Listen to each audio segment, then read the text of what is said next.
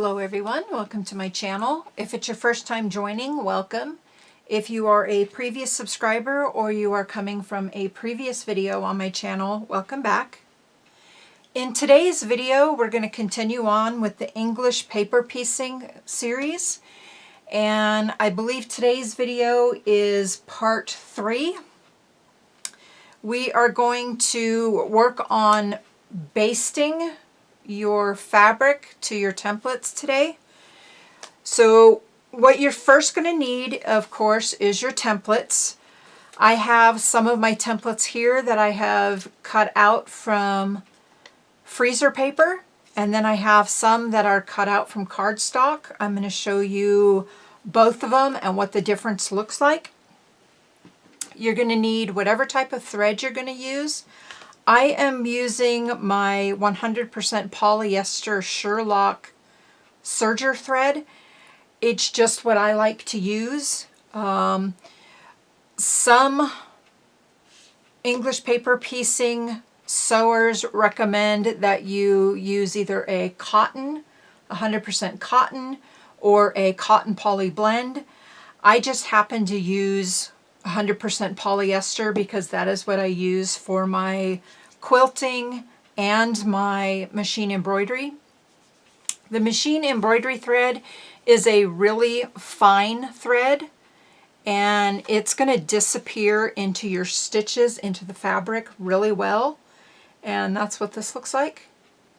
So it's really nice and thin.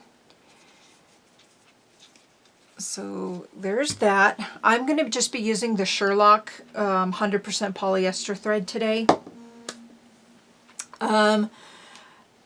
Some piecers will use 2 different colors of thread. One to baste your fabric to your pieces and then one to stitch with. I just use one kind of thread. It's really, I guess, a preference. And then some people will use a thread that matches the fabric that they are stitching. I just like to use a white thread. If I was sewing something that was maybe all one color, I would maybe then match my thread colors. I believe it's just really a preference, whatever you wish to do. I'm just going to use white thread because it's going to keep my product costs down.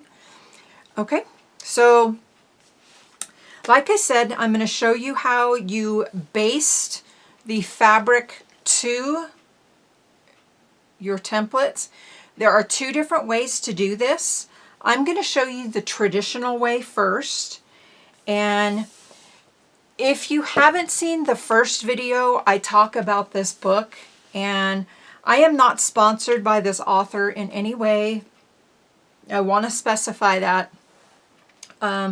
I just really like the tutorials that she offers in this book. She has a lot of photos, a really nice way of teaching in this book. I first got this book from my local library. I really liked it, so I decided to purchase it on my own. I purchased it from Amazon for $19.99. Amazon does offer some used from secondary sellers, I believe. Some used ones they were right around $11, $12. So I just preferred buying it new. Okay.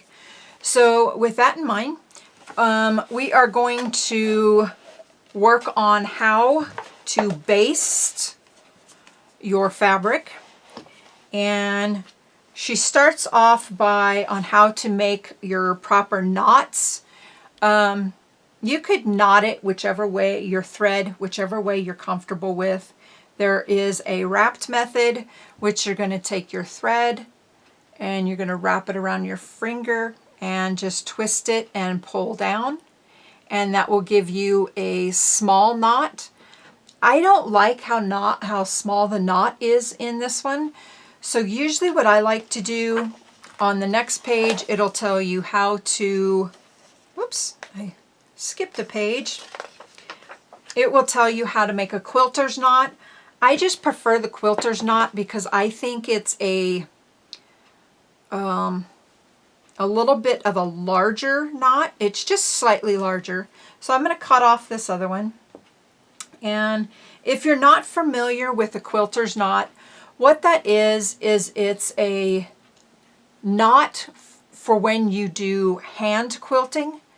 And to do that, you're going to take your needle in either your left or right hand. If you're right-handed, in your right hand. If you're left-handed, in the left. So you're going to take your needle. I'm right-handed, so I'm going to have it in my right hand. I'm going to take the end of the thread, and I just have one thickness of thread here. And I have it in my right hand. I'm going to take the end of my thread, lay it on the needle, hold it with my finger and thumb, and then I'm going to wrap it around the needle 3 times. So 1, 2, and 3. Then I'm going to hold those wraps, and I'm going to put my finger in the loop of the thread, and I'm going to pull the needle through. And I pulled it right off the needle, but that's okay. So I still have my finger in the loop, and I'm gonna, when I get close to the end, I'm gonna remove my finger from that loop and just pull it all the way down. And that will give you your quilter's knot. It is a slightly bigger knot, not by much, but it is definitely a little bit bigger. I'm gonna rethread my needle here. And if you would like me to go over those knots again, I can do that for you. They are very easy. I don't know if it makes much of a difference how you really knot it. Okay, so I have my thread here knotted on my needle, and when you first go to get your fabric and to baste it on your template, there are 2 different ways to do that. So I have my cardstock templates and I have my freezer paper template, and you can see that it's shiny on one side. And what you can do is, I have my iron here heated up already, and you just take your template, and the way I like to do it is I take my straight edge of the template and I lay it on the straight edge of the fabric, and I just leave about a 1/4 inch. If you're not comfortable with the 1/4 inch, you can see on this one what that would look like. I'm going to zoom you in just a little bit more. Okay, so you can see the 1/4 inch there. If you're not comfortable with a 1/4 inch, you can go a little bit more, 3/8 of an inch, whatever you prefer. 1/4 inch works for me, but experiment definitely with your seam allowance. If you're going to be basting anything larger than 2.5 inches, I've seen some people say 2.5 inches to 3 inches. You want to do a 1/2 inch seam allowance, so larger piece, a little bit larger of a seam allowance. So, but I'm just going to stay with my 1/4 inch. That works for me. And I also do needle turn applique, and 1/4 inch seam allowances work well for me. So, okay, so I am using the English paper piecing, the freezer paper, and I am putting the shiny side down to the fabric, and I hope you can all see this okay. Let's move this up just a little bit, and I'm going to place it shiny side down, and I'm just going to take my hot iron and I'm going to go right over the top of it. And that is going to bond that paper to your fabric. And then you can just take your scissors and cut that like so. And there are several different techniques that you can, I guess you would call it technique, you can have your fabric pieces prepared already, or you can use your scraps and place it on it, iron it down, and then cut it off. That's the way I prefer to do it. That way I'm not going to be wasting a lot of fabric. There's still not a lot of waste here, but whichever way you prefer to do it. So then I'm going to just trim off my excess. And still keeping that 1/4 inch seam allowance. I mentioned in the supply haul video, or the basic supply video, that you could use these templates, and you can definitely do that. But as a basic supply, these are not really a basic supply. You can take your template, lay it down on your fabric, and cut it with your ruler, and it would give you a exact perfect seam allowance, which is about 1/4 inch. So you can do it that way if you want. To me, that's just a lot of extra work that I don't feel is necessary. So I just do it this way. Well, when I first started it, I did it this way. When I was first starting, when I did it this way, I learned that there was a secondary way. So I will get to that one in just a moment. So we're piecing, we are using the,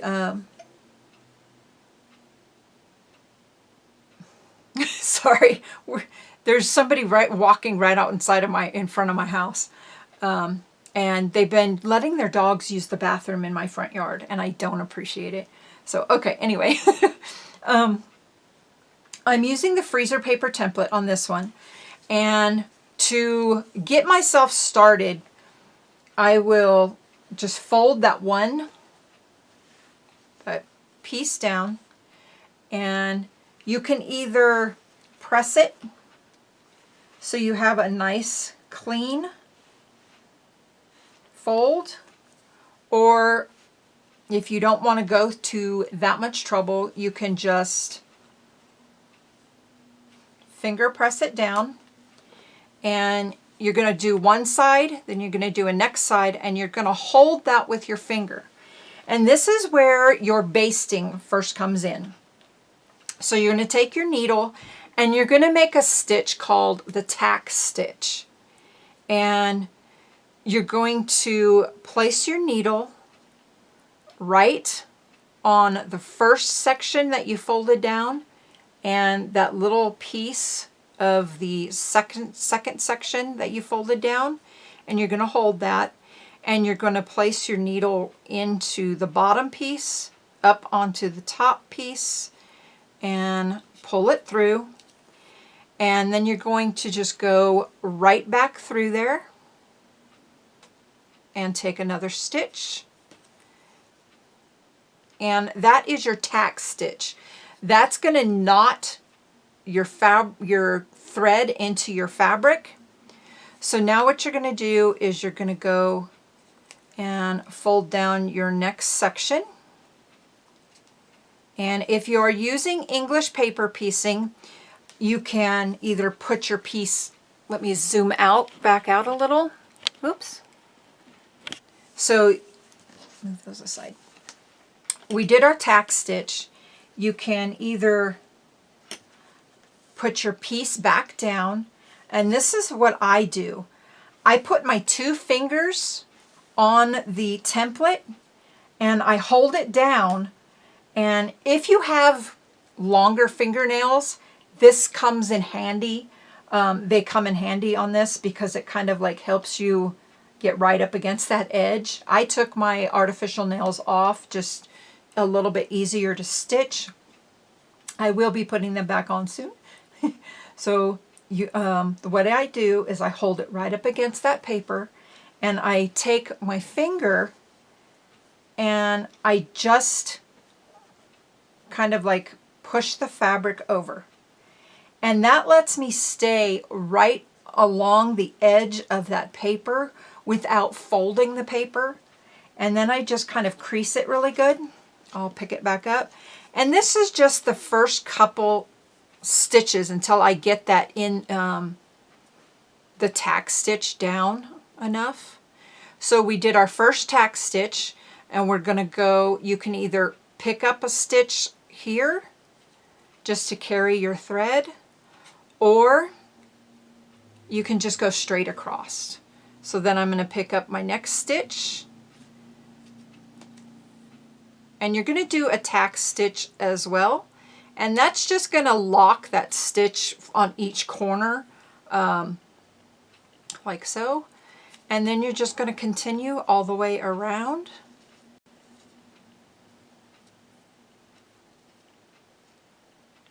I'm not going to pick that up. I just don't find it necessary. You can if you want. There is kind of a rule I will show you here in the book that it says the 1 inch rule. And what the 1 inch rule is, if you're basting any patch that has sides measuring about 1 inch or less, then you can usually get away with only tack stitches. And the tack stitches are just the first one and then on each corner, like so. And then if it,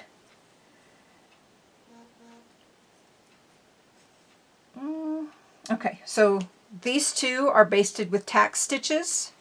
And if anything is larger than 1 inch, like I showed you on this one where I took that additional stitch, like here in the middle,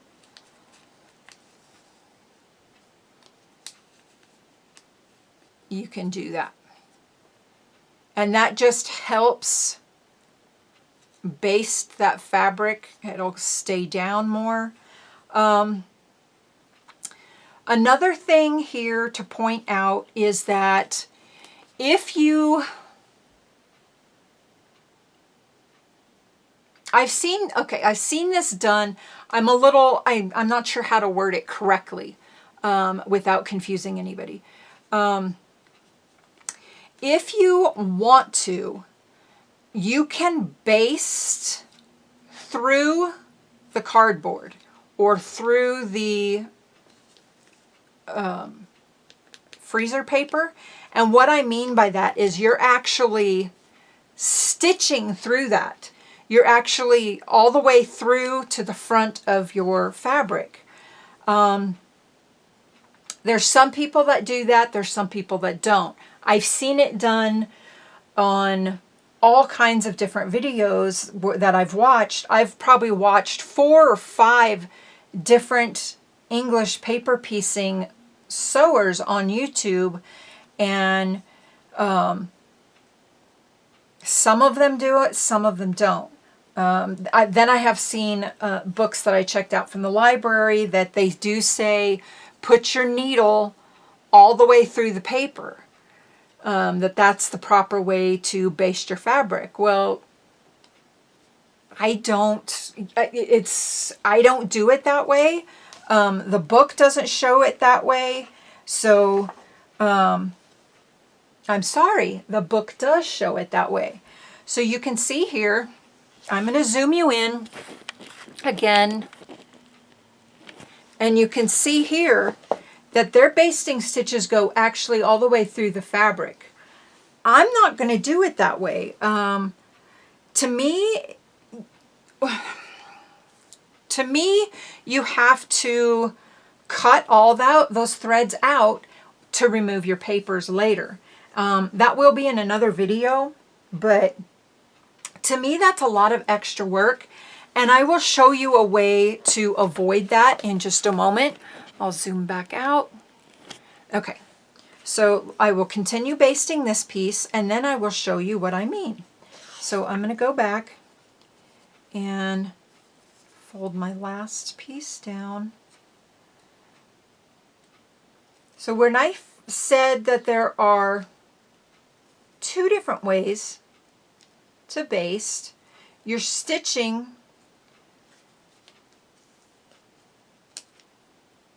There are, well, I actually should have said there are probably 3 different ways to baste, because I'm just picking up the fabric on the back side.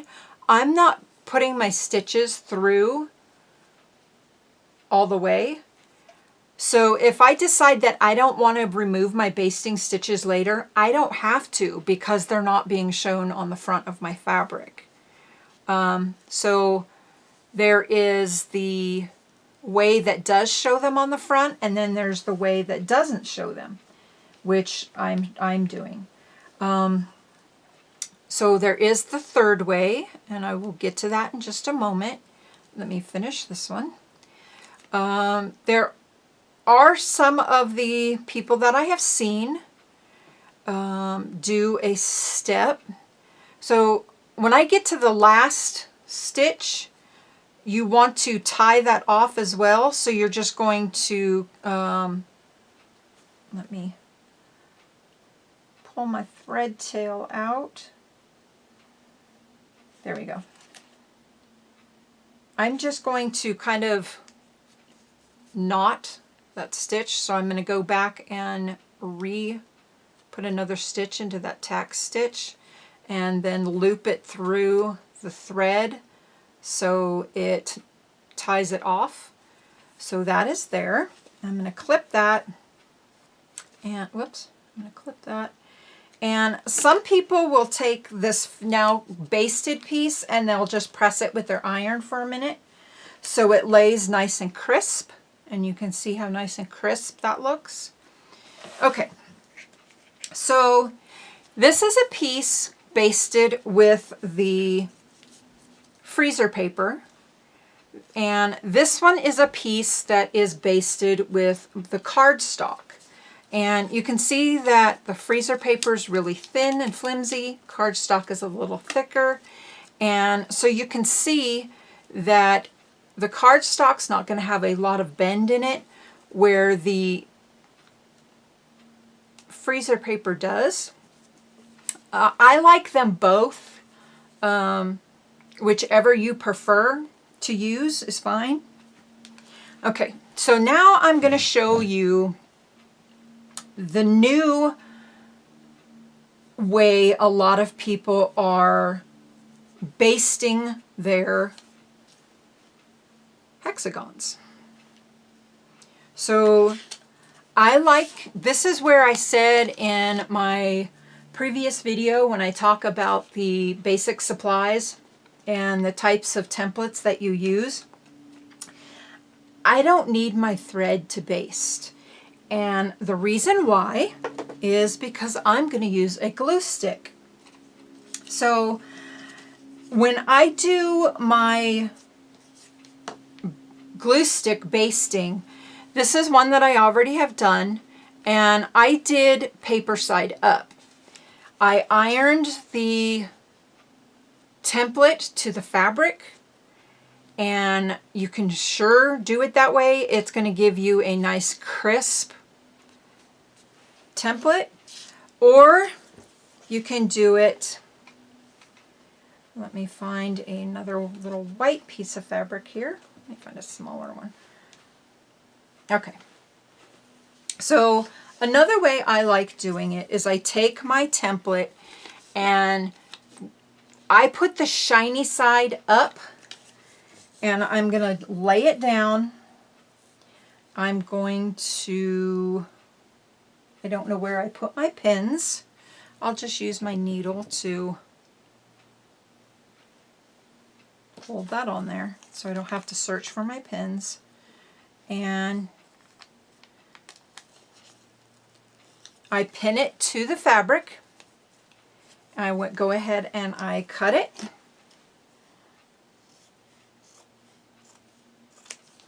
And I cut it to the shape that I need.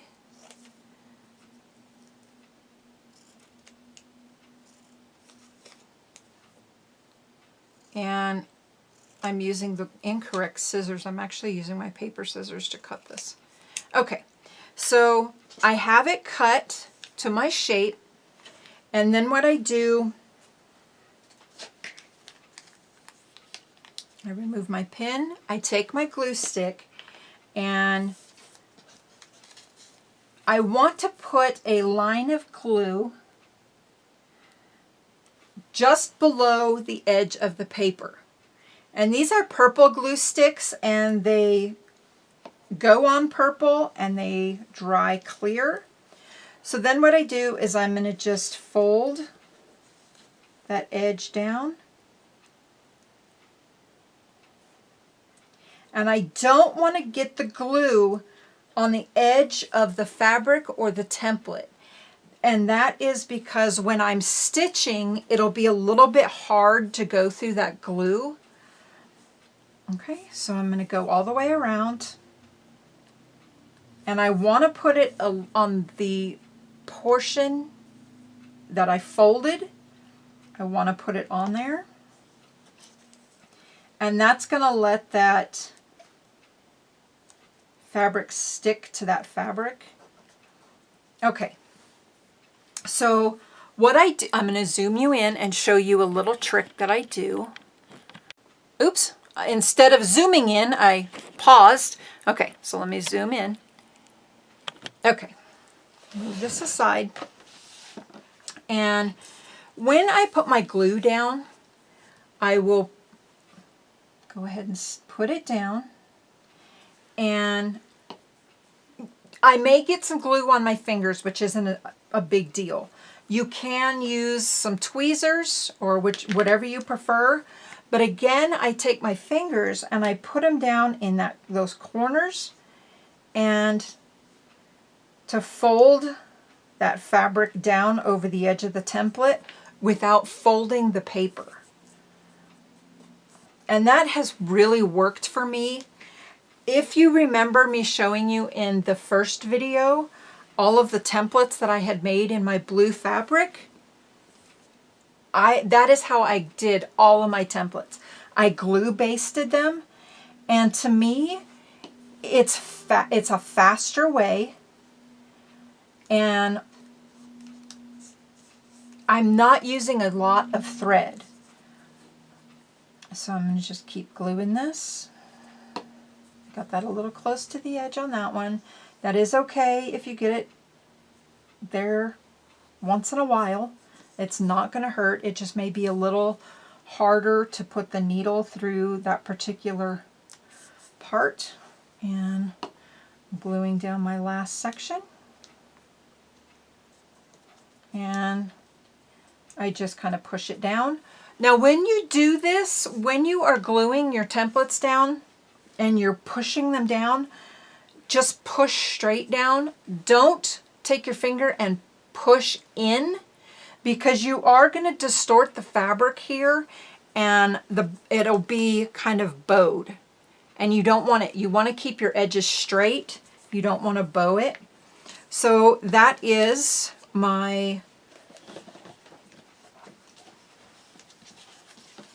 this is my first glued template and my second glued template, and you can see that my edges are the same. And then on my thread basted, my edges are the same. And that is how you can baste your fabric to your templates. The thread basting is the original way. You can either choose to put your stitches all the way through the template, like I showed you in the book, or you can just do it on the back of the fabric. That way later, when you go to take your paper pieces out, after your pieces are sewn together, you don't have to remove your basting stitches if you don't want to. So, and again, that is what this looked like. So you can see where they basted, and let's see, and where they basted all the way through. You can see the stitches on the front side as well. It's a lot of extra work, and I just don't think it's necessary. But you do it the way that you prefer to do it. So there we go. That is how you baste your hexagon templates. If you have any questions, please comment down below. If you have any suggestions, also comment down below. If you feel uncomfortable about commenting in the comment section, you can always email me at jsnc18@gmail.com. The previous video, I had a little rant video, and I appreciate those of you who have commented. I really appreciate that you took the time to do that. And the next video, I will show you how you can start stitching your pieces together. Stay tuned for that video, and we'll see you all soon. Thank you. Bye-bye.